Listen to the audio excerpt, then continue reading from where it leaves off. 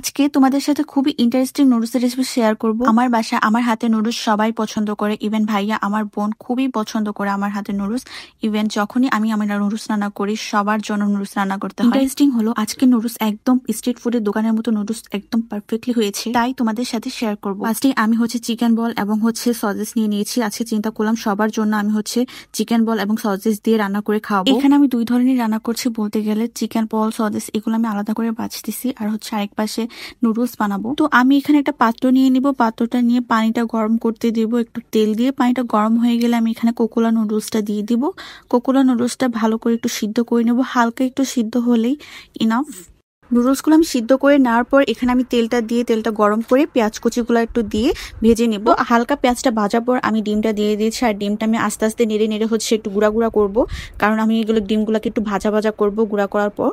তো আমি এগুলো ভাজার পর একটু ভাজা ভাজা হয়ে আসার পর আমি এখানে কাঁচামরিচগুলো দিয়ে দিচ্ছি। আর আমি কাঁচামরিচ একটু বেশি দিয়ে করে দিয়েছি, কারণ একটু নুডলসে ঝাল না হলে কিন্তু মজা লাগে না। তো আমি একটু ঝালের জন্য এখানে মরিচ দিয়ে দিয়েছি। তারপর গাজর কুচি দিয়ে দিচ্ছি। গাজর কুচিটা আমি একদম ফ্রিজ থেকে বের করে আমি এখানে দিয়ে দিচ্ছি, কারণ এগুলো যখন আমি নাড়া দিব তখন এগুলো একটু গলে যাবে। এরপর আমি এখানে ক্যাপসিকাম দিয়ে দিচ্ছি, আরো অনেক কিছু আমি এখানে দিয়ে ইউজ করেছি। তো আপনারা এগুলোর পরিবর্তে আপনারা চিকেনও ইউজ করতে পারেন। সো আমি যেগুলো দেওয়ার এগুলো আমি ভেজিটেবলস আইটেম এখানে ইউজ করছি। ভেজিটেবলস গুলো ভাজার পর আমি আদার কোনো মশলা ইউজ করি নাই। সো আমি এখানে সয়া সস, তারপর সয়া সস ইউজ করেছি, মানে নুডলস গুলো আগে দিয়ে তারপর সয়া সস, এরপর নুডলস এর মশলাটা ইউজ করেছি জাস্ট। তো এখানে আমি অলরেডি চিকেন বল আর সয়া সসটা আমি ভেজে নিয়েছি। তো চিকেন বল আর সয়া সসটা এত মজাদার লাগতেছে। তো সবকিছু রান্না ডান, আর এখানে নুডলসটা কমপ্লিটলি রেডি, আর চিকেন বল সসেস এগুলো কমপ্লিটলি ভাজা ডান।